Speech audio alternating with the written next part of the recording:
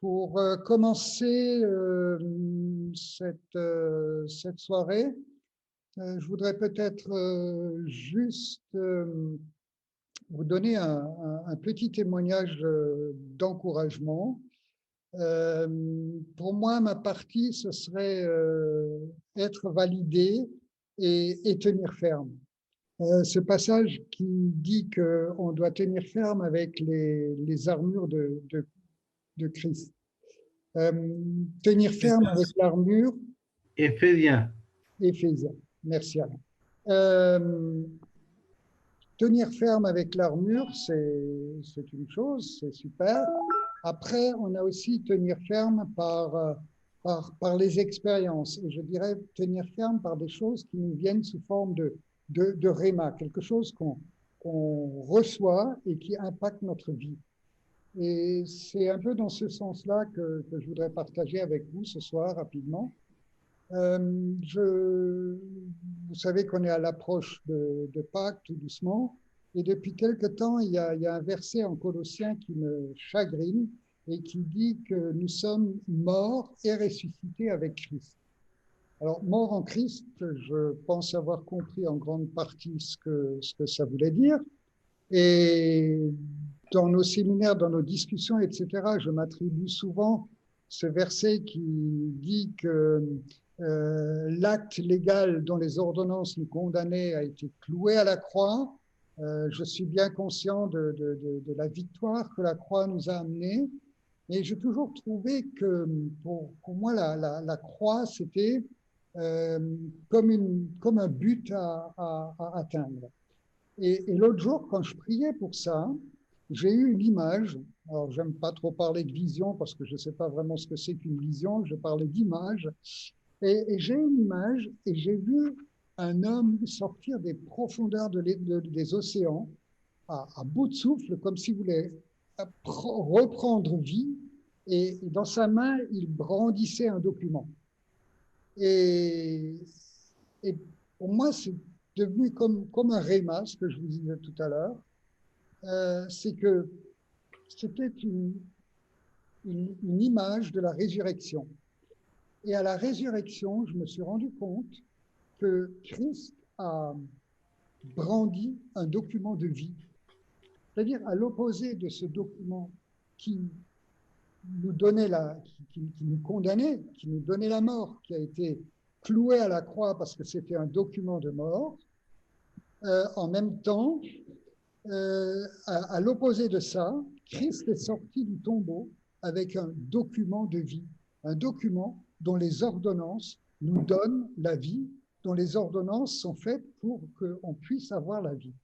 Et je me suis dit, mais effectivement, euh, on a besoin quelque part dans notre vie de passer aussi par ces 3 jours, mourir avec Christ. On a besoin de passer. Alors je dis 3 jours, voilà, c'est une période, c'est cette vallée dans laquelle plane l'ombre de la mort, dans les vallées de difficulté, etc., où on a besoin d'avoir ce réma, qu'il y a quelque chose de neuf.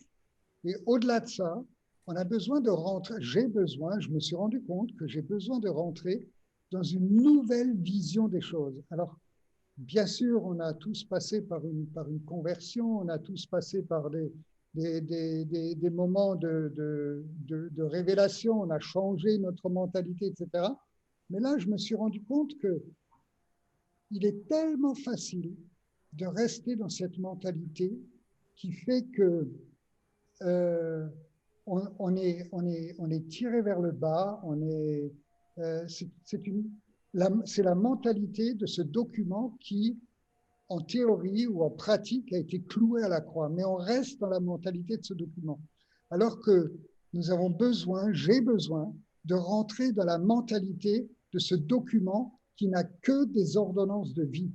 Et dans mon quotidien, plutôt que d'être toujours happé par des choses plus ou moins négatives, j'ai besoin d'avoir cette conviction de la bonté, de l'amour de Dieu, du fait que Dieu me harcèle par ses bontés. Ce document de vie, c'est quelque chose qui doit changer ma vie. Et je suis vraiment dans cette attitude de prière pour que toute ma mentalité ne soit plus attachée à ce document qui nous condamnait, mais que toute ma mentalité soit attachée au document de vie, à ce document qui est le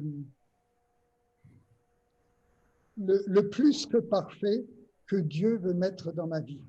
Et au lieu d'avoir tout le temps des points d'interrogation quand je fais des choses, etc., je veux remplacer ces points d'interrogation par des points d'exclamation en disant, voilà, dès que le diable est là pour nous freiner, dès qu'il est là pour me dire, oui, mais tu comprends, oui, mais tu sais, oui, mais peut-être quand même, etc., tous ces oui, mais, je veux les confronter à ce document de vie en disant, il n'y a plus de oui, mais il y a un document, il y a une ordonnance, un document légal que je peux montrer dans les lieux célestes.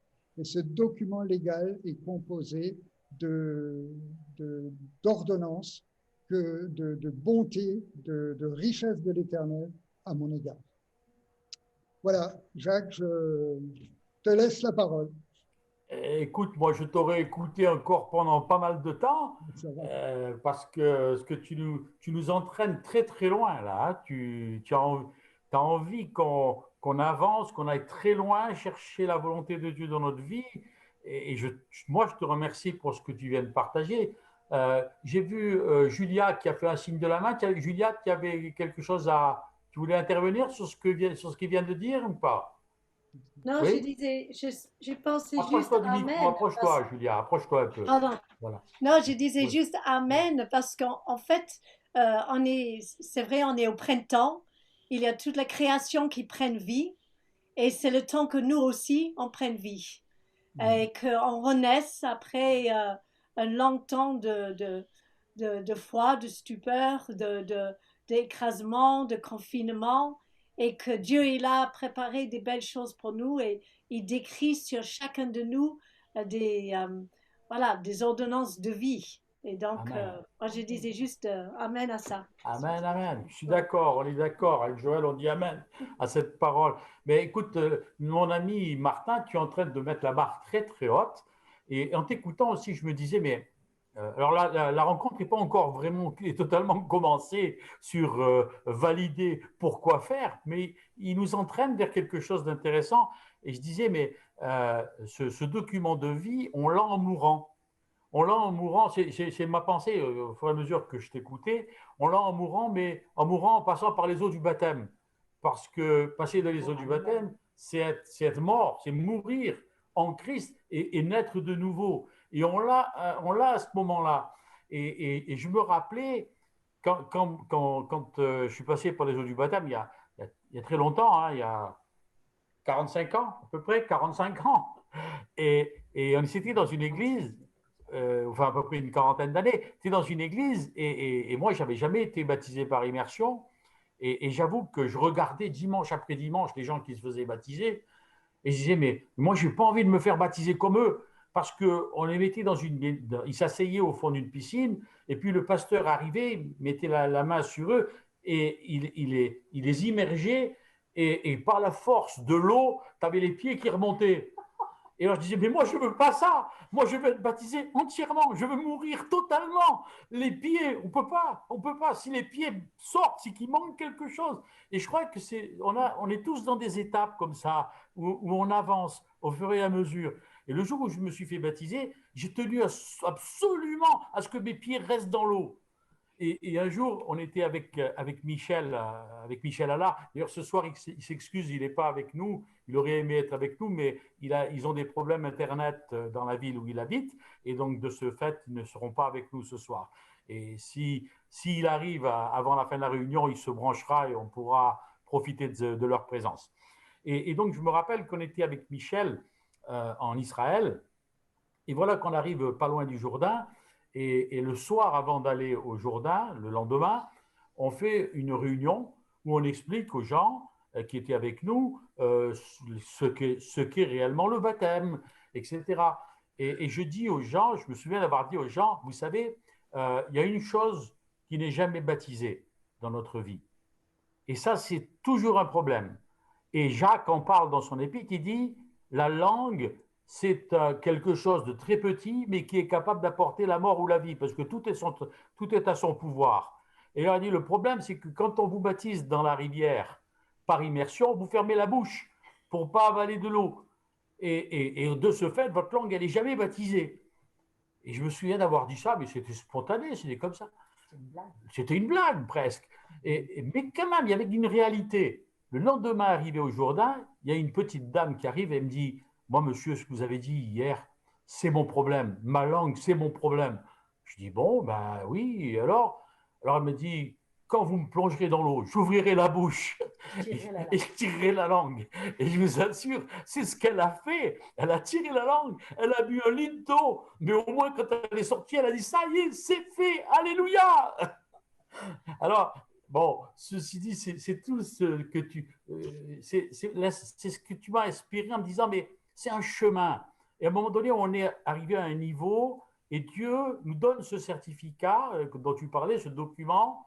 Et mais peut-être que un an après, 2 ans après, 5 ans après, on a envie d'entendre encore quelque chose de la part de Dieu, une validation pour aller plus loin, pour avancer, pour avancer. Et je crois que c'est ce qu'on a. Moi, c'est ce que je vous souhaite à chacun d'entre vous. Vous m'entendez? Vous Pardon? m'entendez? Oui. Qui est-ce qui parle là?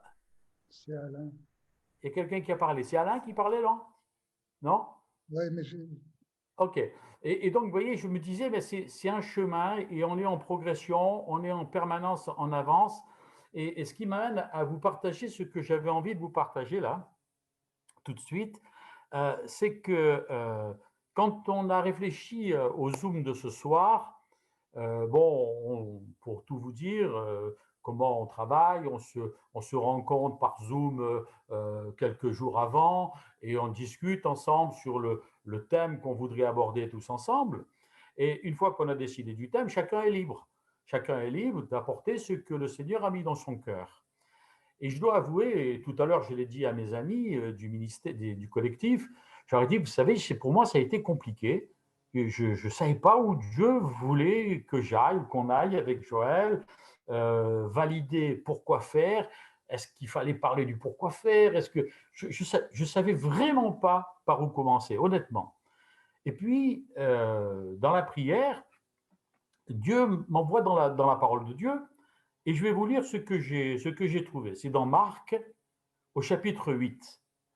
Et c'est l'histoire où Jésus guérit un aveugle. Et à partir du verset, je l'ai là sous les yeux, Marc 8, à partir du verset 24, Jésus guérit un aveugle et il lui dit, il lui ouvre les yeux, et là l'homme, l'aveugle, lui dit, au verset 24, il regarde et dit, j'aperçois des hommes, mais j'en vois comme des arbres et qui marchent. Je dis, Seigneur, mais où tu m'envoies avec ça? Qu'est-ce que tu veux dire par là? Qu'est-ce que c'est que cette histoire? Je vois des hommes comme des arbres et qui marchent. Et là, vous savez, j'ai un esprit qui vagabonde très souvent. Et là, je me suis dit, ben, qu'est-ce que c'est que cette histoire? Il doit y avoir quelque chose qui me ramène à la parole de Dieu avec ça. Et là, d'un seul coup, j'ai pensé à Adam de Genèse 2. Dans Genèse 2, Adam, Dieu le place dans un jardin avant même qu'il voie sa femme. Et la première chose qu'il voit, ce sont des arbres. Parce qu'il est au jardin d'Éden. Genèse 2, il ouvre les yeux, il voit des arbres. Je me suis dit, mais pourquoi tu me parles des arbres? Moi, j'ai envie que tu me parles de la validation et du pour quelles sont les œuvres qu'on va faire une fois qu'on est validé comme enfant, qu'on est appelé à être des fils et des filles, etc. Et toi, tu me parles des arbres. Mais qu'est-ce que tu veux me dire? Et j'avoue que pendant quelques jours, ça a été un peu mon questionnement. Pourquoi il me parle des arbres? Et là, en réfléchissant, je me suis dit, ben voilà, un bon arbre va porter, un pommier va porter des pommes, un poirier va porter des poires. Chaque arbre va porter des fruits en fonction de qui il est. Et là, petit à petit, ça a commencé à s'éclairer. Moi, j'étais un arbre qui ne portait pas de fruits. Avant ma conversion, j'avais des fruits, oui, mais comme tout le monde. Mon fruit, c'était, j'avais envie d'être quelqu'un, j'avais envie d'avoir une belle situation, c'était les fruits que je visais dans ma vie. Et puis, quand j'ai fait cette rencontre avec le Seigneur Jésus, toutes ces choses-là me sont parues secondaires. Un peu comme Paul qui va dire, toutes ces choses, je les rejette et j'espère en autre chose, j'ai envie d'autre chose. Mais c'était quoi cette autre chose? Je ne comprenais pas. Je ne comprenais pas ce que Dieu voulait dans ma vie. Et je crois qu'on est tous pareils. À un moment donné, une fois qu'on a rencontré Jésus, on dit, mais qu'est-ce que tu veux pour moi? Et il dit, ben, tu portes du fruit. Oui, mais ça veut dire quoi? Ça veut dire quoi porter du fruit? Ça vient d'où? C'est quoi cette histoire? Alors, il m'a envoyé, vous savez, dans le passage de la greffe. Alors, je sais que c'est un passage qui n'a rien à voir avec ce que je vais vous raconter, mais c'était l'idée de la greffe dont il me parlait. Le passage de Romains 11, c'est la greffe de l'olivier sauvage sur l'olivier franc, c'est l'Église et Israël. Je sais. Mais là, il me disait, tu vois, tu as eu une greffe dans ta vie. Et cette greffe, c'est au moment où ton cœur a été ouvert pour que Christ vienne faire sa demeure en toi. Tu as eu cette greffe, c'est ta validation. Tu es maintenant fils de la lumière et tu es greffé. Et à partir du moment où tu es greffé, ta vie, elle ne va plus porter de mauvais fruits, mais elle va porter de bons fruits. Mais je reste un arbre. Vous restez des arbres. Si j'étais un pommier, je suis resté un pommier. C'est pas parce que j'ai eu une greffe que je suis devenu un autre arbre. Euh, si vous voulez, quand on greffe une branche de sauvage sur un arbre, c'est pour qu'il reprenne vie et qu'il porte du fruit, parce que sa vie, elle ne portait plus de fruits. Alors on lui greffe une branche d'un arbre sauvage pour qu'il fasse remonter la sève dans l'arbre et pour que cet arbre porte du fruit. C'est l'histoire de l'Église et d'Israël. Israël perdait un petit peu de son dynamisme et les non-juifs ont été greffés sur l'olivier franc pour que la sève remonte dans l'arbre Israël et pour qu'il porte du fruit. Et moi, c'est mon histoire. C'est mon histoire aussi en tant que juif. Mais je ferme cette parenthèse-là pour continuer la pensée que j'ai eue avec valider pourquoi faire. Valider pourquoi faire. Et le Seigneur me disait, tu vois, tu es un arbre et tu as été greffé au moment où tu as été validé et maintenant tu vas porter de nouveaux fruits. Mais je vais pas, si je suis un pommier, je ne vais pas porter des poires ou des cerises ou autre chose. Je vais porter des pommes parce que ça correspond à mon identité. Et alors là, petit à petit, je me suis mis à comprendre le chemin par lequel Dieu voulait que je passe dans ma réflexion sur valider pourquoi faire. Pas pour faire les œuvres que quelqu'un d'autre pouvait faire en tant qu'un autre arbre. Si mon ami Martin est un frêne ou un poirier, ou si mon ami Claude c'est un cerisier, je vais pas porter ou Patrice, je vais pas porter les fruits des autres arbres. Je vais porter les fruits qui sont attachés à mon identité, à ma personne. Mais ces fruits que j'avais en moi, c'était quoi? Ce sont des fruits qui ont été malmenés par la vie. Ce sont des fruits qui ont été écrasés par l'ennemi dans ma vie. L'ennemi a essayé d'empêcher ces fruits de prendre naissance en moi. Et là, le Christ, par sa validation, par le fait que je suis branché maintenant à son identité, ces fruits vont de nouveau reprendre vie pour pouvoir me faire rentrer dans quelque chose, un partage avec d'autres. Vous comprenez, c'est important parce que personnellement, par exemple, j'ai vécu des choses très dures dans mon identité. J'étais quelqu'un qui était complètement écrasé. Mes parents voulaient des filles, moi j'étais un garçon et ça a été très difficile pour moi parce que mon identité, elle était faussée. Je voulais réussir ma vie et je n'avais que des échecs. Je n'avais pas d'argent. J'étais quelqu'un qui, pour fumer, à l'époque je fumais, ramassait des mégots dans la rue. J'étais quelqu'un qui avait un problème identitaire à tel point que je le remplissais avec de l'alcool. Et tout ça, c'était des mauvais fruits, mais c'était des fruits de mon pommier de l'époque. C'était les fruits de mon pommier avant d'être régénéré par la césure faite par le Christ dans ma vie. Et ces mauvais fruits, eh bien, par le fait même que Jésus a fait cette greffe dans ma vie, ces mauvais fruits se sont transformés en bons fruits. Je m'explique. C'est-à-dire que aujourd'hui, quand je rencontre quelqu'un qui boit, quand je rencontre quelqu'un qui est sous l'emprise de l'alcool, je peux aller vers lui. Je peux aller vers lui parce que je sais ce que c'est. Ma vie, elle a été faite de ça. C'était des mauvais fruits dans ma vie. Et aujourd'hui, par la greffe de Jésus dans mon cœur, je peux porter des bons fruits et aller vers cette personne-là.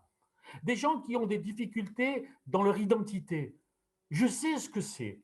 Et je peux maintenant, grâce à ces mauvais fruits qui étaient dans ma vie, qui ont été transformés par la greffe de Jésus-Christ, je peux aller vers eux et je peux les comprendre. Je peux partager mon cœur avec eux et les aider à se reconstruire. J'étais un jour dans une église et vous savez, bon, vous ne savez peut-être pas, mais vous voyez, j'ai une grande queue de cheval parce que j'aime les cheveux longs. J'aime les cheveux longs. Bon, c'est mon identité, j'y peux rien. Et je sais que ça choque beaucoup parce que, eh bien, quand on va dans certaines églises, il faut avoir les cheveux courts. Je ne critique pas, chacun est libre de faire ce qu'il veut. Mais une personne, un jour, dans une grande église, est venue me voir en me disant, frère, vous savez, quand la personne commence en me disant frère, avec un air un peu condescendant, je savais tout de suite ce qu'il voulait me dire. J'avais tout de suite compris. Il n'avait pas besoin de me faire un dessin. Et il m'a dit, vous savez que dans la parole, dans la Bible, il est écrit que l'homme ne doit pas avoir les cheveux longs, etc. Ah, je dis, ah oui, oui, merci beaucoup, merci, c'est intéressant. Vous savez, parce que bon, parfois il faut jouer avec les gens. Et là, il pensait m'annoncer la parole de Dieu. Et c'était une forme un petit peu légaliste. Et je dis, tu vois, mon frère, tu vois le gars qui est au fond de la salle. Et il y avait un gars au fond de la salle avec les cheveux longs, tout sales, avec un anneau dans l'oreille. Et ça se voyait que c'était un marginal et qui était rentré là peut-être pour avoir un peu de chaleur humaine. J'ai dit, tu vois, mon gars, toi, tu viens me parler parce que toi, tu es en costume 3 pièces et moi, je suis assis devant, normalement habillé, etc. Mais est-ce que tu es capable d'aller lui dire à lui, qui est au fond de la salle, qu'il n'a pas à avoir les cheveux longs? Il m'a regardé, il m'a dit, tu vois, non. Alors j'ai dit, ben moi, je vais aller le faire. Et je me suis levé, je suis allé m'asseoir à côté du marginal, je lui ai mis la main autour des bras et je lui ai dit, tu sais, Jésus t'aime. Et vous comprenez ce que je veux dire, c'est que tous les fruits de ma vie passée, je les ai transformés par la présence de Jésus. Et ça me donne d'entrer. Alors, je ne me glorifie pas en disant ça. Hein. Encore une fois, je ne veux pas non plus que vous croyiez que je me glorifie. Mais ce que j'aimerais vous laisser dans le cœur ce soir, par ce petit témoignage, c'est simplement que peut-être que vous avez vécu des choses très dures. Moi, j'ai vécu des choses dures dans ma vie, mais j'ai rebondi. J'ai rebondi à partir du moment où Christ est entré dans ma vie. J'ai fait que ces mauvaises choses, ces travers difficiles, ces épreuves, ces erreurs même, se sont transformées aujourd'hui en bénédiction. Et c'est là maintenant ce que je veux pratiquer.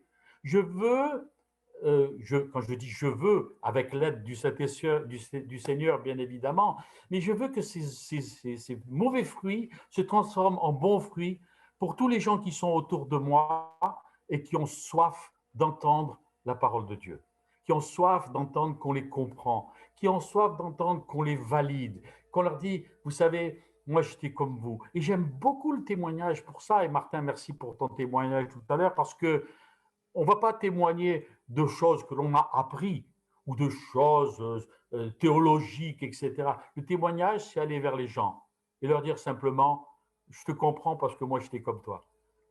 Je te comprends parce que moi aussi j'ai perdu une enfant. Elle est morte très jeune Et je sais ce que c'est que de la douleur de perdre un enfant. Et je peux entendre ce que tu dis. Je peux entendre ta souffrance. Je peux entendre ton cri. Et ça, c'est entrer dans l'œuvre que Dieu a préparée d'avance pour moi.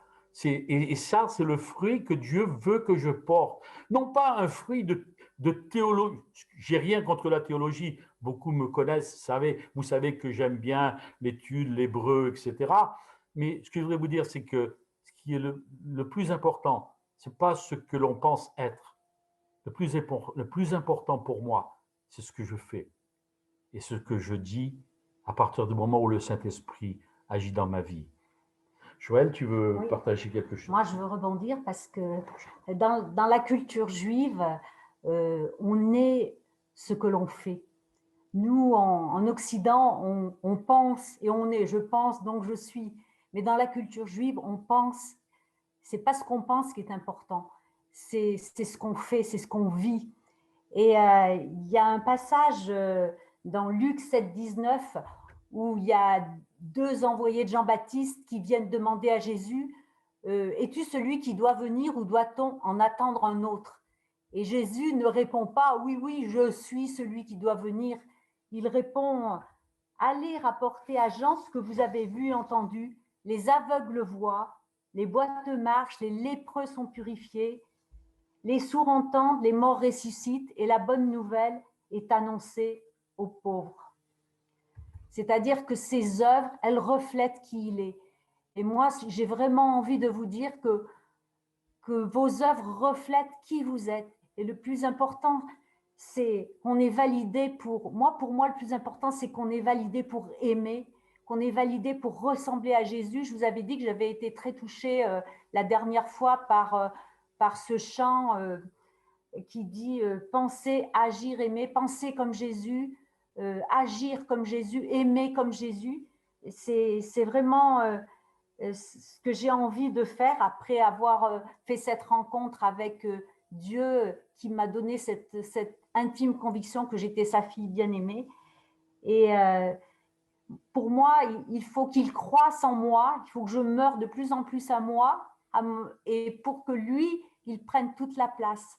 Et c'est ça que Jean dit aussi à un moment, il faut qu'il croisse et que je diminue. Mais ce n'est pas diminuer pour être moins, mais c'est diminuer pour être vraiment comme Jésus, rempli, oui.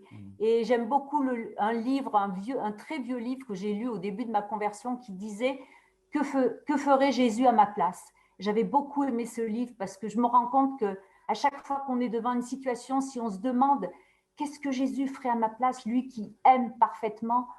Et bien ça donne les réponses. Ça donne les réponses et c'est ça qui nous permet de porter du fruit, comme disait Jacques, puisqu'on est tous un arbre différent avec sa propre identité. On est tous différents les uns des autres, mais on a tous en nous ces dons que le Seigneur nous a mis pour qu'on puisse les porter aux autres et porter du fruit. Et j'aime beaucoup aussi dans Jean 5, 19, Jésus qui dit le Fils ne peut rien faire de lui-même, il ne fait que ce qu'il voit faire au Père. Et ce faire-là, faire que ce qu'on voit faire au Père ou que ce que Jésus ferait à notre place, c'est vraiment mon aspiration.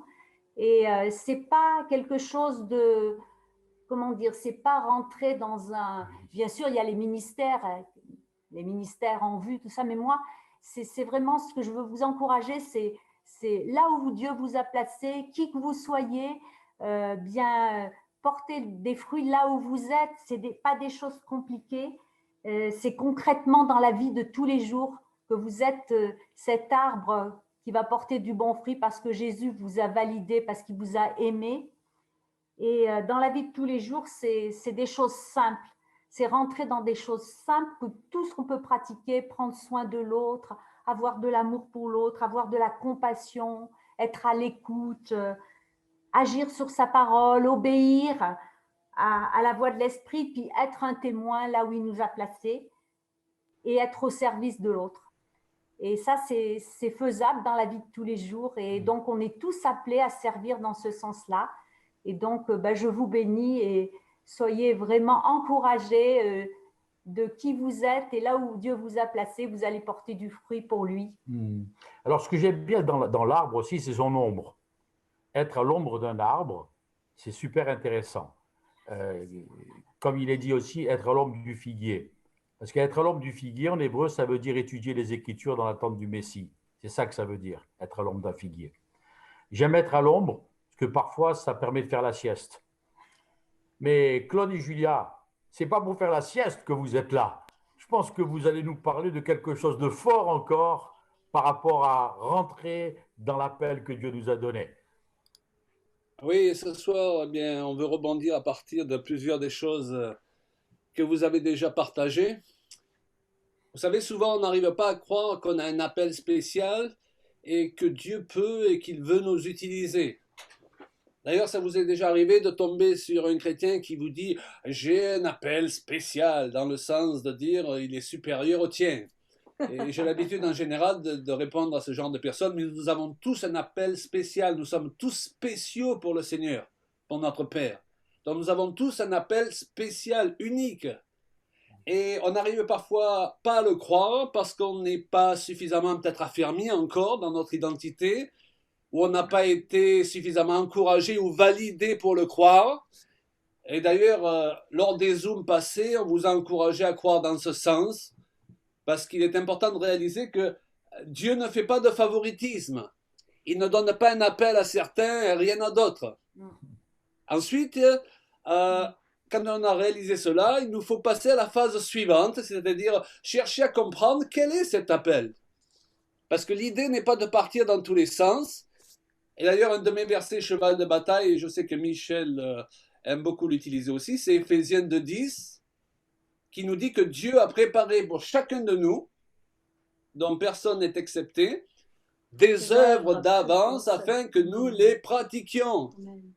Vous voyez, la religion, c'est chercher à faire des œuvres pour Dieu, pour trouver accès, entre autres, auprès de lui. Mais entrer dans sa destinée, par contre, c'est comprendre plus précisément quelles sont les œuvres prévues à l'avance pour nous par Dieu. Et d'ailleurs, on se rend compte qu'il est aussi important de comprendre ce que Dieu attend de nous que ce qu'il n'attend pas de nous. Il n'attend pas, tout à fait.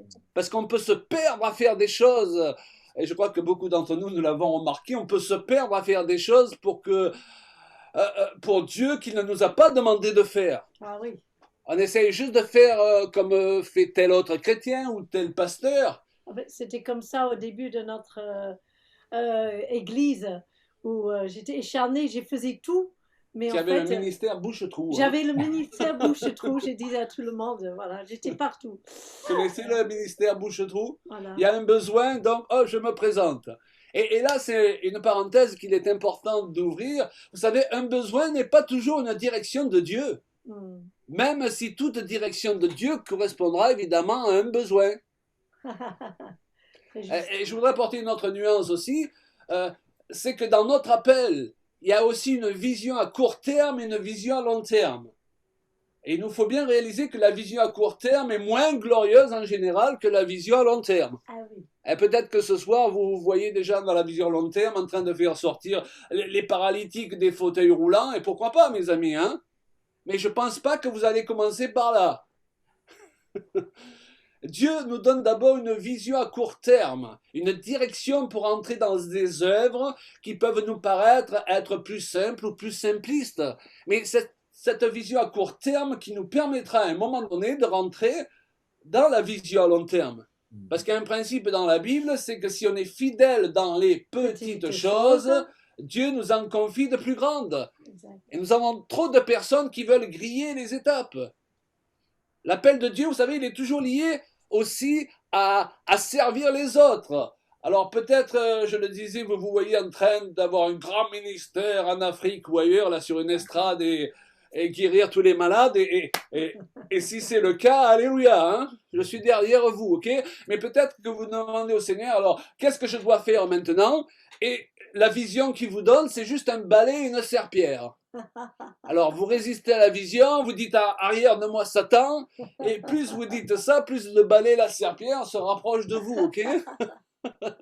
Parce que Dieu veut vous faire comprendre que être un de ses serviteurs, c'est être quelqu'un qui va servir les autres. Et aujourd'hui, vous savez, nous avons tellement de gens qui aiment les titres, qui aiment en fait être servis par les autres. Ils n'ont pas compris la notion de serviteur de Dieu. Servir, ça commence par servir son conjoint, servir ses enfants, servir ses parents. Vous savez, mes amis, si vous êtes un mauvais mari, pourquoi voulez-vous que Dieu vous confie d'aider à préparer son épouse? Si vous êtes un mauvais père, pourquoi voulez-vous qu'il vous donne autorité sur ses enfants dans l'église? Et je dis ça parce qu'au cours de nos voyages avec Julia, nous avons rencontré souvent des pasteurs qui voulaient qu'on leur prêche toujours la guérison divine. Vous savez, le message là qui soulève les cœurs et les foules, hein, la délivrance et les miracles. Et entre autres, on prêche ça parce qu'on y croit pleinement, ok? Mais ces mêmes personnes ne voulaient pas qu'on enseigne sur les valeurs de la famille. Ils ne voulaient pas qu'on enseigne sur l'entente dans le couple, sur la relation avec nos enfants, sur établir une bonne relation avec les autres chrétiens dans le corps de Christ. Ça ne les intéressait pas en fait. Ils voulaient servir Dieu sans passer par la case départ. Donc, une fois que vous êtes validé dans votre identité, c'est-à-dire que vous avez des personnes où vous avez assisté à un Zoom, où vous avez des serviteurs de Dieu qui vous disent « Oui, tu peux le faire, on y croit ». Et Dieu ne fait pas de favoritisme. Si nous sommes appelés, toi aussi tu as un appel sur ta vie, Dieu veut t'utiliser. Ensuite, il va falloir réaliser que, eh bien, il ne faut pas griller les étapes. Et un problème que nous avons souvent, c'est avec les gens qui grillent les étapes. Vous savez, il y a deux choses à réaliser vis-à-vis du fait de porter du fruit, puisque nous sommes appelés à porter du fruit. Hein.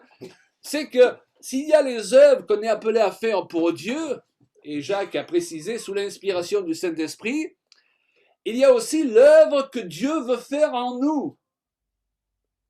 Et ça, c'est important.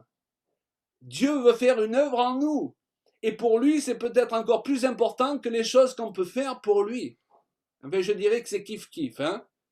Mais il faut réaliser cette chose-là, parce que parfois on peut se dire « Ah ben dis donc, là il ne se passe rien d'extraordinaire, il semble que je n'ai pas un appel à faire des choses extraordinaires. » Eh bien, commence à faire les choses que Dieu te met à cœur de faire dans ton entourage, dans ton petit monde.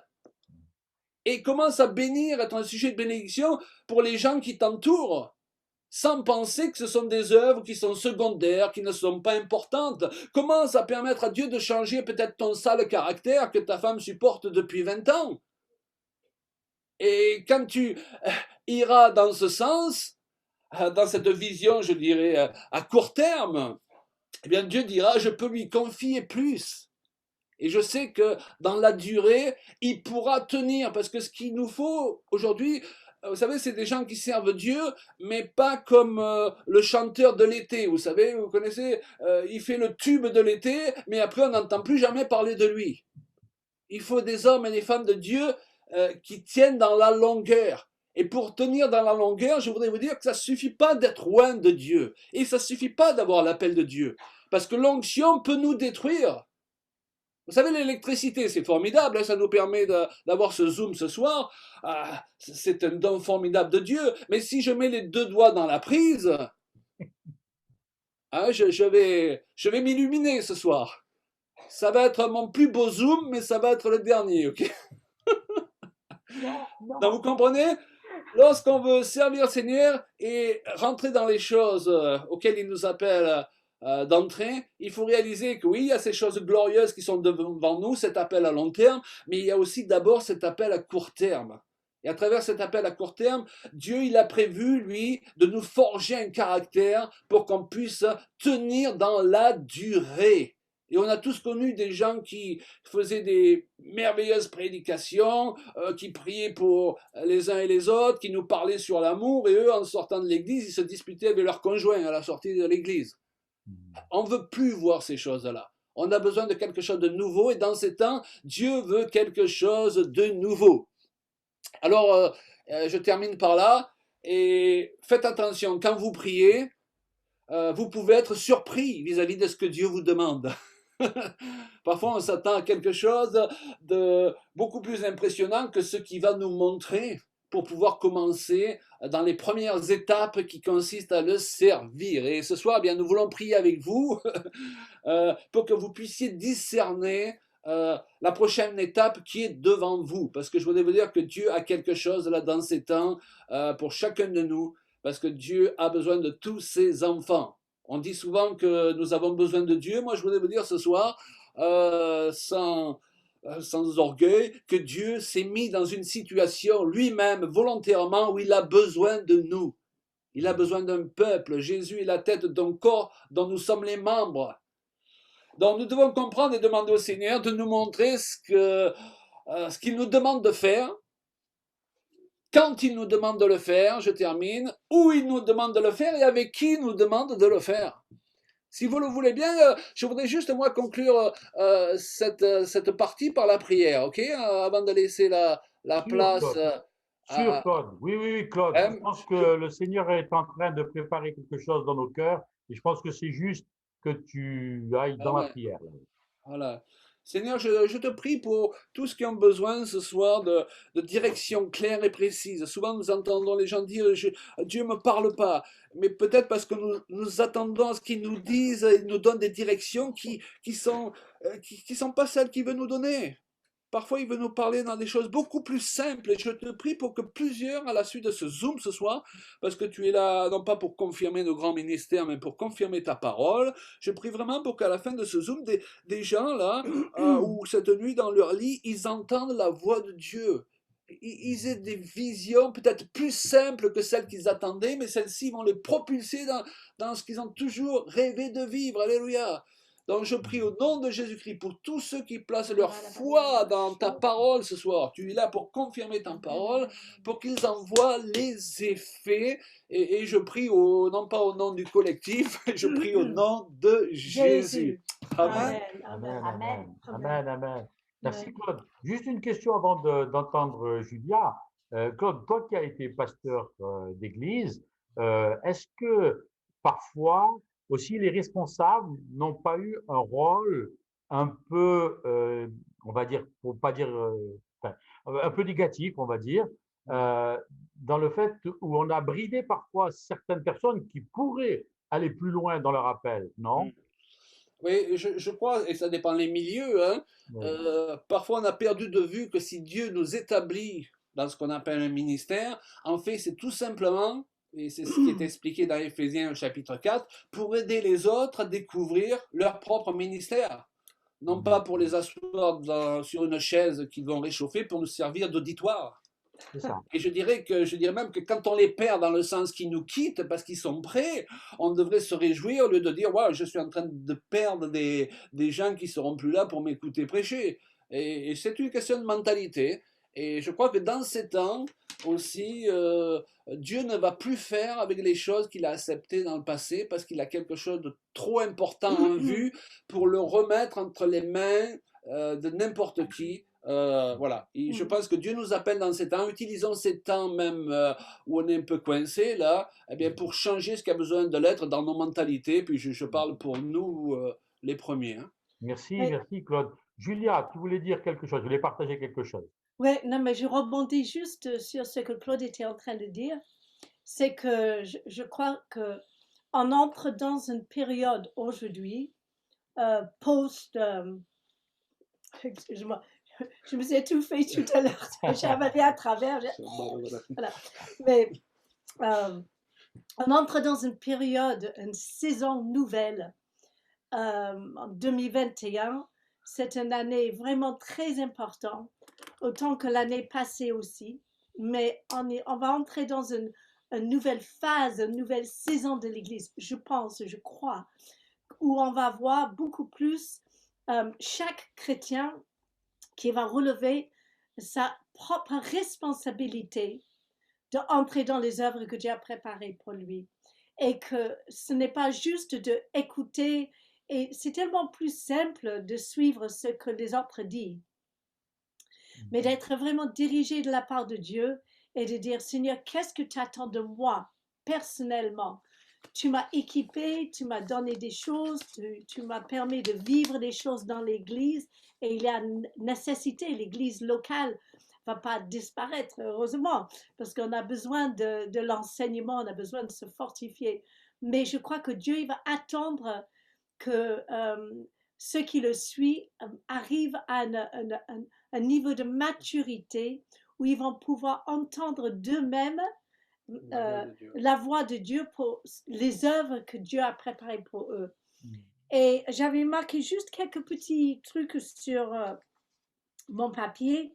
C'est que les choses que Dieu nous appelle à faire, entre guillemets, ce sont des choses qui correspondent à qui on est et qui sont déjà à l'intérieur de nous. Et c'est ça ce que Joël disait aussi. Mais moi, je dirais que même ce sont des choses qui étaient placées à l'intérieur de nous quand Dieu nous a conçus dans son cœur. Quand il savait qu'on allait, c'est ça, préparé d'avance, c'est que même avant qu'on soit né sur terre, et on avait des dons ou des facilités pour certaines choses. Et je crois que parfois l'Église n'a pas toujours libéré les personnes pour vraiment chercher quelles sont ces choses, aussi atypiques, aussi différentes qu'ils soient. Beaucoup plus que juste les 5 ministères, combien ils sont importants. Mais je sais qu'un jour, j'ai regardé quelqu'un sur l'estrade en train de danser et de s'exprimer d'une façon, et c'était comme une révélation pour moi parce que j'avais déjà ça à l'intérieur de moi, mais je croyais pas, je n'avais pas reçu la validation. Oh, tu es tellement bien. C'est pourquoi il est là, il me siffle des mots quand je ne les trouve pas. Et j'avais pas reçu une validation, j'avais pas reçu l'autorité.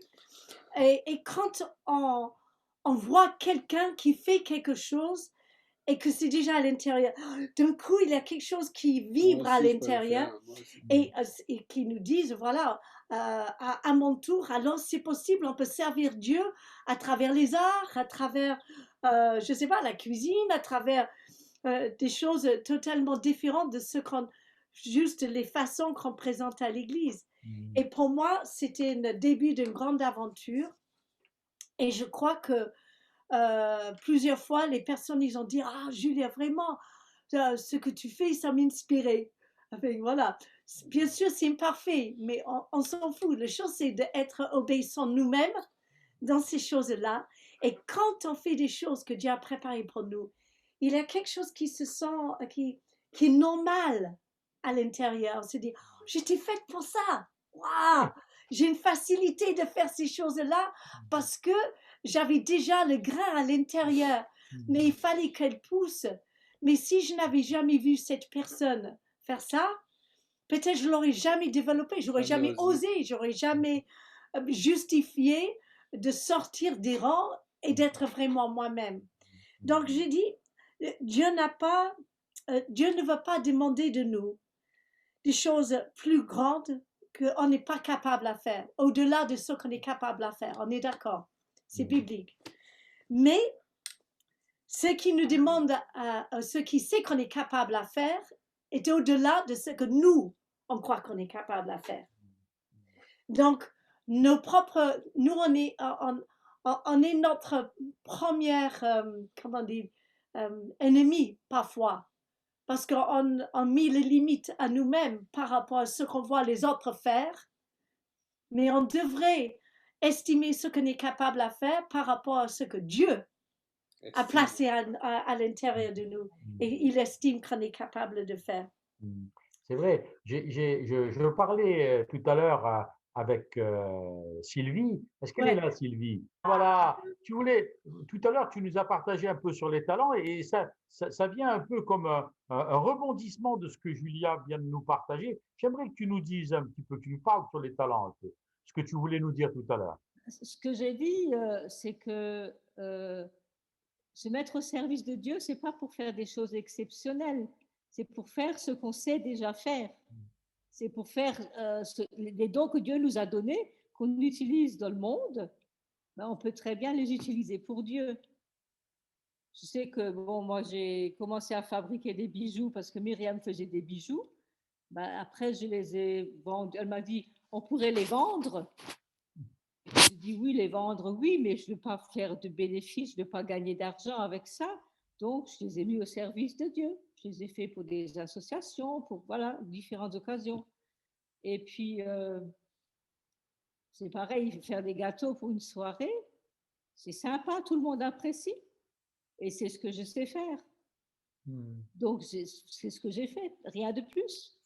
Je crois qu'il n'y a pas de meilleures meringues que les tiens. J'étais en train d'y penser. Ouais. J'avoue, j'avoue. Si vous avez l'occasion de goûter les meringues à la réglisse de Sylvie, c'est extraordinaire. Encore faut-il aimer la réglisse. Ah oui, oui. Bon, en dehors de la plaisanterie, ce que je voudrais dire aussi, c'est que moi, j'ai fait une expérience la semaine dernière, pas plus tard que la semaine dernière, parce que vous savez, on parle des talents qu'on met à disposition de l'Église, etc., etc. Et nous habitons dans un petit lotissement, et de temps en temps, les gens du lotissement prennent la hache, prennent la tronçonneuse, etc., pour dégager un peu les arbres morts, etc. Et moi, je me disais, bon, ça m'embête un peu. Moi, je préfère la relation avec les chrétiens, etc., etc. Et Joël m'a dit, ben, tu sais, ce serait peut-être bien qu'on y aille. Et franchement, je traînais un peu les pieds. Je traînais un peu les pieds et j'avais pas l'impression que c'était une œuvre préparée d'avance afin que je l'accomplisse. Vous voyez, et en vous entendant, je suis en train de prendre conscience de ça. Et qu'est-ce qui s'est passé, Joël? Vas-y. Ah, moi, j'avais très à cœur, j'avais vraiment à cœur d'aller aider ces voisins qu'on connaît à peine pour entretenir le bois qui est commun dans notre lotissement. Et j'y suis allée et j'ai dit à Jacques, on va leur porter l'apéritif. Et il me dit, tu crois? J'ai dit, oui, on va leur porter l'apéritif. C'est des petites choses. C'était l'heure de l'apéro. C'était l'heure de l'apéro. Et là, ils ont été… ils n'ont pas arrêté de nous remercier. Et il y a eu le déclic. Il y a eu un déclic. Alors, d'abord, c'était vers 18 h à peu près. Il y avait le couvre-feu. Mais on était dans le bois. Donc, on était autour d'un feu de camp. Et on avait porté les cacahuètes, le pastis, etc., comme ça se fait dans le midi. Hein. Excusez-moi, messieurs, dames. Hein. Et donc là, d'un seul coup, il s'est passé un déclic avec des gens avec qui je n'avais jamais parlé du Seigneur. Jamais. Et puis, c'était pas mon intérêt même. Je ne voyais pas l'intérêt. Et là, ces gens-là ont ouvert leur cœur. On était 6 autour de ce feu et on a fini, à un moment donné, bien évidemment, de parler du Seigneur. Et les gens ont commencé à avoir un cœur ouvert. Et je crois que c'est ça les œuvres préparées d'avance. Ce n'est pas seulement des œuvres missionnaires, prédication ou autre. C'est aussi être attentif aux besoins des autres et s'approcher des autres. Patrice, Christine, est-ce que c'est pas un peu tout ça, cette multitude de services dont nous parle 1 Corinthiens 12? Oui, ça c'est un petit peu le sujet que je voulais partager ce soir, entre autres.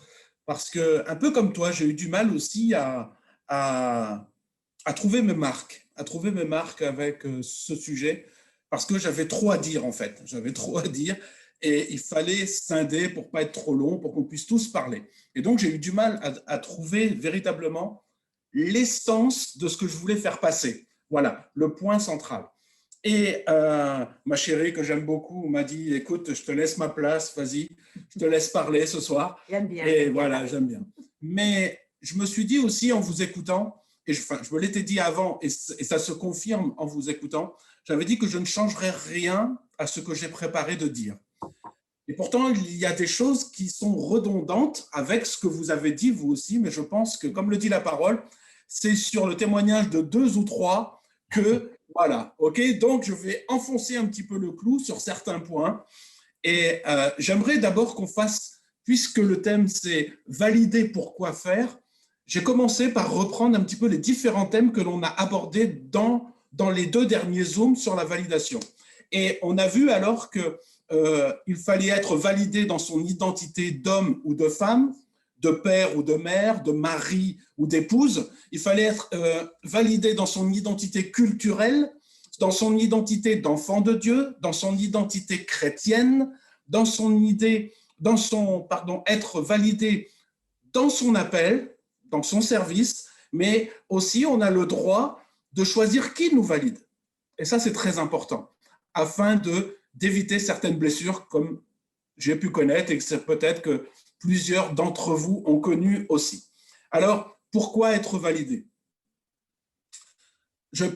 J'ai cherché et en fait, je pense qu'on a tous dans le cœur la volonté de servir Dieu. Puisqu'il est écrit, et je rebondis sur Ephésiens 2, qui dit que c'est le sujet qu'a abordé Claude, que eh bien, nous allons accomplir des œuvres qui sont déjà préparées d'avance. Donc, si Dieu les a préparées, il nous appelle à les accomplir. Et on a tous dans notre cœur cette envie, je pense tous ceux qui aiment le Seigneur Jésus, on a tous envie de le servir d'une façon ou d'une autre. Et quand on regarde la parole, ou dans ce qu'on a pu nous montrer dans les différents services ou dans les différentes choses, on n'a peut-être pas cerné toutes les possibilités de service qu'il y avait, ou peut-être pas tout compris. Parce que souvent, on fait l'amalgame, quand on parle de service, on fait l'amalgame avec les ministères, les 5 ministères que l'on connaît, mais également de la louange, les louangeurs, les chantres, les musiciens, et puis les différents services que l'on peut trouver dans l'Église, au travers des anciens, au travers, voilà, et puis ceux qui peuvent exercer dans les 9 dons cités de 1 Corinthiens 12, d'accord, que l'on retrouve dans 1 Corinthiens 12, la parole de sagesse, la parole de connaissance, et puis tous les autres, en passant par la prophétie, par la diversité des langues, et puis tout ça. Mais il n'y a pas que ça. Il y en a encore beaucoup. Il y a une foultitude de services qui sont peut-être moins visibles et peut-être auxquels on n'a pas pris conscience. Je ne vais pas tous les développer là, je vais vous en dire juste quelques-uns. Je pense qu'on pourra les développer. Je les développerai certainement dans un prochain Zoom. Donc, eh bien, déjà dans Romains 12, par contre, Paul nous parle de ceux qui sont appelés à exhorter, qu'ils exhortent avec zèle, que ceux qui sont appelés à présider, ceux qui sont, on voit aussi dans les actes, ceux qui sont appelés au service aux tables. Mais nous, aux tables, on pense, moi pendant longtemps j'ai pensé le service aux tables, eh ben, c'était aller faire que le service, débarrasser les tables, amener à manger. Mais quand on regarde véritablement, quand on approfondit un petit peu ce passage, on s'aperçoit que ça vient d'un problème de répartition des repas, de la répartition de cet argent qui était donné pour pouvoir pourvoir aux besoins de chacun. Donc, le service aux tables, c'est bien plus que juste venir servir, mais c'est aussi l'organisation, c'est aussi, vous savez, j'ai fait cet amalgame j'ai fait ce parallèle avec mon ancien travail, puisque je suis ancien marin dans la marine. Quand on parle de la restauration, il y a différents services. Il y avait le commis aux vivres, qui était le gestionnaire, qui était celui qui était chargé de l'approvisionnement, de faire les commandes, de faire la répartition. Il travaillait la main dans la main avec le cuisinier, qui fait partie du service aux tables, mais il y avait aussi ceux qui étaient là pour servir, et puis tous les autres encore. Donc, servir aux tables, c'est beaucoup de services. Mais il y a aussi ceux qui sont chargés des finances. Dans l'Église, les finances sont bien gérées par quelqu'un, et il y en a qui ont peut-être ce don, là, cet appel à servir. Là-dedans, il y a toute la partie administrative, technique, dans l'entretien général, mais il y a aussi, et la parole nous parle de l'hospitalité. Moi, j'ai connu des personnes, c'est un véritable don, l'hospitalité. Et je sais que Martin et Sylvie ont ce don de l'hospitalité. Certes qu'ils l'exercent moins aujourd'hui avec leur camping-car, mais bon, c'est un peu compliqué. Mais bon, voilà. Et on connaît d'autres personnes qui ont véritablement ce don, même si la Bible nous exhorte à tous à exercer l'hospitalité. Mais pour certains, c'est véritablement un service, c'est un don. Il y a l'accueil, l'écoute, le rôle de père et de mère dans l'Église. Nous, on milite pour ça, pour que ce rôle c'est pas un don, c'est un véritable service, ce rôle de père et de mère, qu'il soit restauré dans l'Église. Et il y a l'aide et le secours, la prière, la visite. Il y a beaucoup de services qu'on pourra développer plus tard. Mais on a tous donc cet appel en nous et on va là retrouver différentes catégories de personnes. Et permettez-moi, j'ai mis quelques, histoire un petit peu que ce soit un petit peu drôle, j'y ai mis quelques abréviations, vous savez, voilà. J'ai appelé donc ces catégories, il y a les JSP, les PC, les PP et les NSPP. Eh ben oui, écoutez, on se débrouille comme on peut. Alors les JSP, c'est les je suis prêt. Je suis prêt, c'est les JSP. Moi, je suis prêt à servir. Et ça me rappelle parce que j'ai été comme ça. ouais, j'ai été comme ça. On est plein de fous, plein de zèle, surtout quand on est jeune, là, enfin, quand on est jeune dans le Seigneur, on a envie de tout renverser. Vous, les vieux, voilà, vous avez besoin de jeunesse, c'est la jeunesse qui va se lever, qui va prendre. C'est les JSP. OK. Et puis, qui bien souvent, d'ailleurs, ils se sentent prêts, mais ils n'y sont pas tout à fait. En tout cas, pour ma part, c'était comme ça. Mais j'ai quand même servi le Seigneur. Et il y a aussi les PC. C'est les pas capables. Moi, je suis pas capable. Moi, je sais pas faire, je suis pas capable. C'est pas les païens Claude? Pardon? Non, j'ai pas. Ça pourrait. PC, c'est pas Claude Payan. Ça aurait pu parce que tout de suite après, il y a les PP. Ouais, il y a les PP et les PP, c'est les pas prêts. Voilà, et c'est pas les Patrice Piquery non plus, hein. C'est les pas prêts. Voilà, donc effectivement, Claude, on aurait pu ensemble. C'est ceux qui se sentent pas prêts. Et puis, il y a les NSPP, c'est ne se prononce pas. Voilà. Ouais, j'ai envie de servir, mais voilà, comme ça. Et je crois qu'il y a certainement d'autres catégories encore, mais on retrouve toutes ces personnes. Et c'est pour ça que quand je vous ai entendu, je me dis, ça rejoint encore ce que j'allais dire, parce qu'on confond souvent, quand on reçoit un appel, quand on a cette envie brûlante en nous, que le Seigneur met, parce que c'est lui qui crée le vouloir et le faire. Donc, c'est lui qui crée en nous cette envie de le servir, parce qu'il prend plaisir à nous voir le servir. À la limite, il n'a pas besoin de nous, mais il prend plaisir à nous voir servir et à œuvrer pour lui. Et donc, quand on a cet appel, eh bien, on a envie d'y aller tout de suite parce qu'on sent ça brûle en nous. Je sens que j'ai cet appel d'évangéliste en moi, j'ai envie d'aller dehors et tout ça. Ouais, et on l'a fait, hein. On l'a fait, et puis on a vu que ça porte pas toujours des fruits, et on peut vite se ramasser des claques et on peut vite se refroidir. Alors, soit on se fait refroidir par le vécu qu'on a pu, par l'expérience vécue, mais on peut se faire refroidir aussi par les sapeurs-pompiers chrétiens, c'est ceux qui éteignent les feux, ok? Et voilà, mais ils éteignent le feu du zèle. Bon, voilà, donc on peut se faire éteindre aussi par eux. Mais on oublie qu'entre l'appel et l'envoi, il y a un temps, et ce temps s'appelle la formation. Et ce temps est nécessaire. On a véritablement besoin de passer par ce temps de formation. Et dans ce temps de formation que j'appelle le temps d'apprentissage, eh bien, il y a la transformation. C'est toute une transformation de notre être. Comme vous en avez parlé, j'appuie encore sur ça. On a besoin, parce qu'on arrive avec des compétences. Ça, c'est sûr. Parce que dans Matthieu 25, dans la distribution des talents, il est dit qu'il donne en fonction des capacités. Donc, on a tous des capacités. Et 1 Corinthiens 12 dit que, eh bien, à chacun est donné. À chacun. Donc, tous on reçoit une part. Tous on reçoit une partie. Et dans cette partie que l'on reçoit, eh bien, comme l'a dit Claude, on a besoin de faire attention parce que on peut se brûler les ailes. Si on n'est pas transformé dans notre âme, comme il est cité dans Romains 12, dans Romains 12, il parle de la transformation de l'intelligence. Le siège de l'intelligence, c'est notre âme. Donc, elle a besoin d'être transformée afin de discerner quelle est la volonté de Dieu, ce qui est juste, bon et agréable. Et tout ça pourquoi? Pour qu'on puisse être opérationnel, je ne vais pas dire à 100%, parce que je pense qu'on ne le sera jamais, mais le plus opérationnel possible dans notre service, et qu'on ramasse le moins de vestes possible. Donc, il y a tout un temps d'apprentissage, certes, qui peut commencer dans le service, mais cet apprentissage va nous apprendre la connaissance, on va connaître notre appel, on va rentrer plus efficacement dans notre appel, il y a notre expérience qui va grandir, mais il y a aussi un temps de guérison et un temps de validation. Et cette validation, c'est une étape dans le processus de guérison. C'est une étape dans le processus de guérison, dans la transformation de l'âme qui est faite en partenariat entre le Saint-Esprit et nous.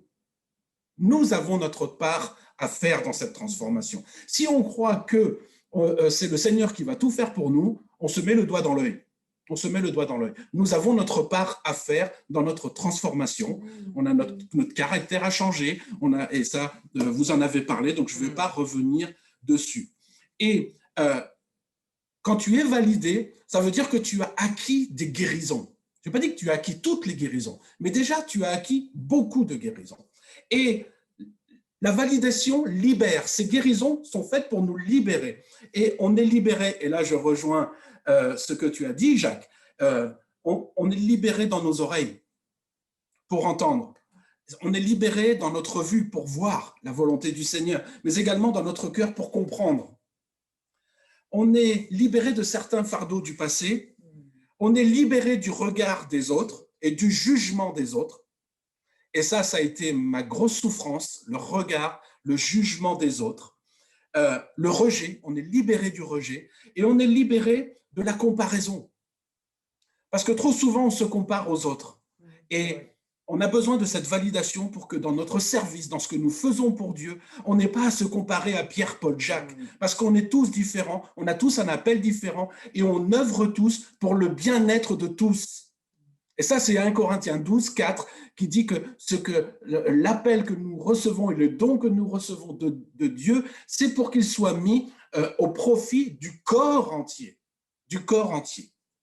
Alors, je vais m'arrêter avec ça, je vais finir avec ça, parce que le service nous conduit au milieu des autres, pas devant les autres, mais au milieu des autres. Et pour être au milieu des autres, eh bien, on a besoin de cette guérison, de la validation sur nos vies, pour être complètement libéré et être libre et apporter à notre tour la consolation à ceux qui en ont besoin et d'œuvrer pleinement dans le service que Dieu nous a confié.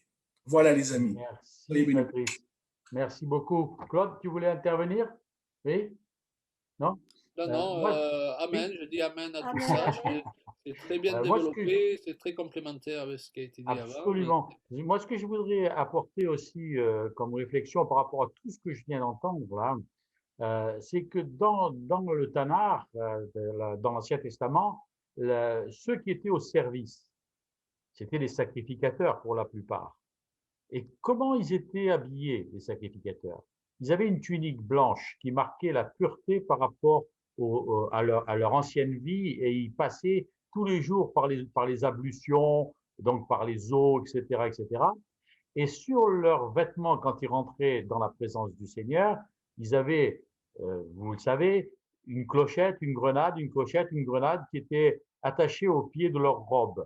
Alors les clochettes, on les entendait. Même quand ils étaient derrière le rideau et qu'on ne les voyait pas, on les entendait parce que les clochettes tintinabulaient et c'est un peu l'image des dons du Saint-Esprit qui sont mis à la disposition du croyant qui est au service pour bénir le peuple.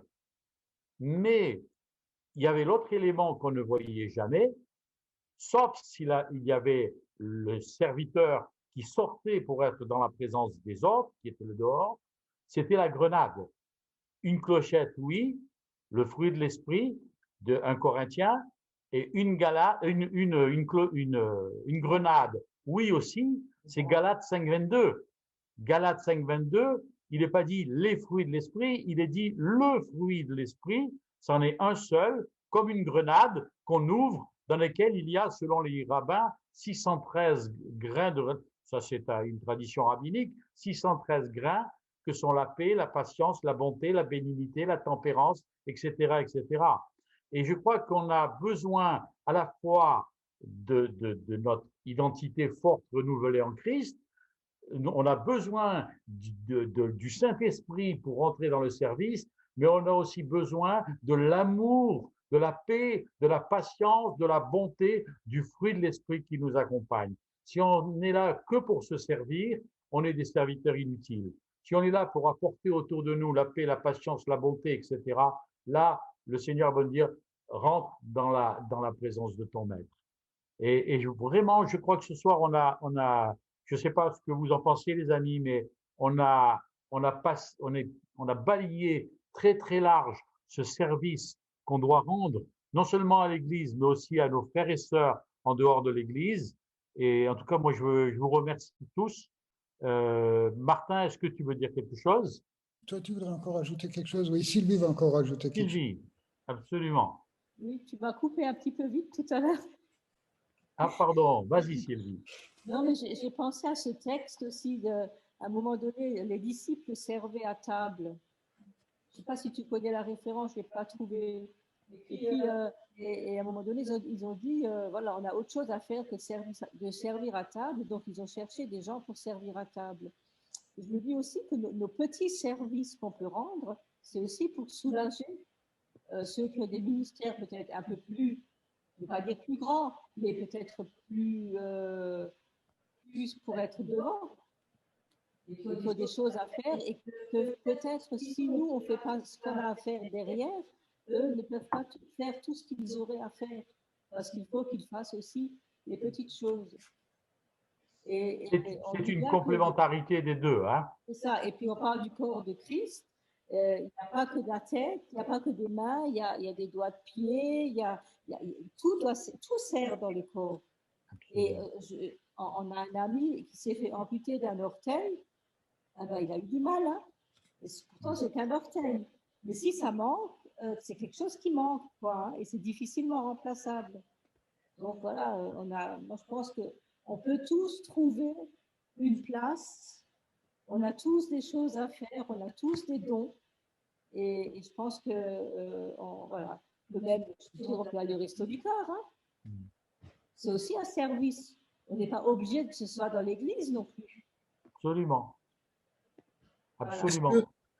Est-ce que je peux me permettre, Jacques? Est-ce que vous avez remarqué que quand on parle du corps, quand on parle du corps de Christ, on parle toujours de la main, du pied, du nez, des yeux, des oreilles. En fait, on parle que des parties visibles, mais jamais ou très rarement des invisibles. Le foie, la rate, les reins, les choses comme ça.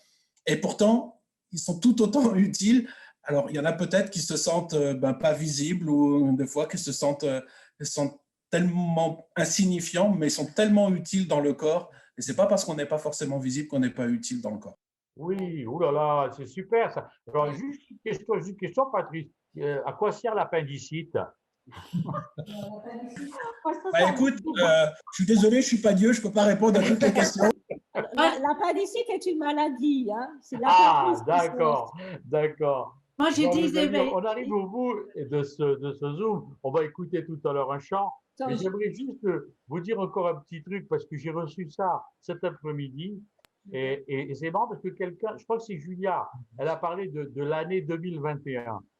Hein, je crois que c'est toi qui as parlé de l'année 2021. Alors, on commence cette année, on est déjà au mois de mars, hein, c'est vrai, hein, mais on commence cette année un petit peu difficile, c'est un peu compliqué, etc. Et je me suis dit, mais qu'est-ce que tu veux pour 2021? Alors, moi, j'aime bien chercher dans la Bible. Et je cherchais 2021, 2021, et j'ai trouvé qu'un passage. Enfin, il y en a d'autres. Et j'ai trouvé un passage qui m'a parlé. C'est Acte 2021. Acte 2021. Est-ce que pour le faire, pour rentrer dans les plans que Dieu a prévus d'avance pour chacun d'entre nous, c'est quoi Acte 2021? Allez, les hommes de Bible, sortez vos Bibles, sortez vos Bibles. Acte 2021. Qu'est-ce qui a marqué dans Acte 2021? Hein? Allez, je vais vous le lire, voilà, je vais vous le lire. Je vais vous le lire. Voilà dans Parole de vie 2017, la traduction Parole de vie 2017, Acte 2021, c'est pour l'année. J'ai appelé les Juifs et les non-Juifs à se tourner vers Dieu et à croire en notre Seigneur Jésus-Christ. C'est le plan pour l'année 2021. On a tous à partager autour de nous, pour les Juifs et pour les non-Juifs, que Dieu est le centre de notre vie, que Jésus-Christ est mort à la croix et il est ressuscité le troisième jour. Soyez bénis. Alléluia. Tu nous envoies un peu de musique, s'il te plaît, mon ami Martin. Oui, je vais vous envoyer un peu de musique. Oui, ce que je vais vous envoyer, c'est encore un petit enseignement sous forme de musique. C'est mon ami Philippe Decourroux qui demande où est mon peuple. Donc ça va dans la continuité valider pourquoi faire, où est mon peuple. Je vous envoie ça tout de suite. Tu, mon peuple, le monde soupire, dans les pleurs, les larmes, lève-toi pour lui. Où es-tu, mon peuple? Entends-tu les cris des hommes qui souffrent? Où es-tu, mon peuple?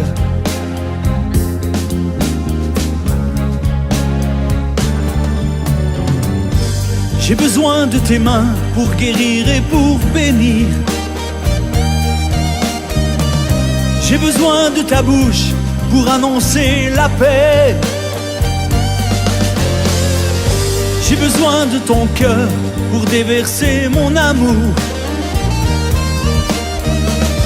J'ai besoin de tes pieds pour porter l'évangile. J'ai besoin d'un peuple qui se lève. J'ai besoin de disciples fidèles. J'ai besoin de toi. Où es-tu, mon peuple? Le monde soupire, dans les pleurs, les larmes. Lève-toi pour lui. Où es-tu, mon peuple? Entends-tu les cris des hommes qui souffrent? Où es-tu, mon peuple? Où es-tu, mon peuple? Le monde soupire, dans les pleurs, les larmes.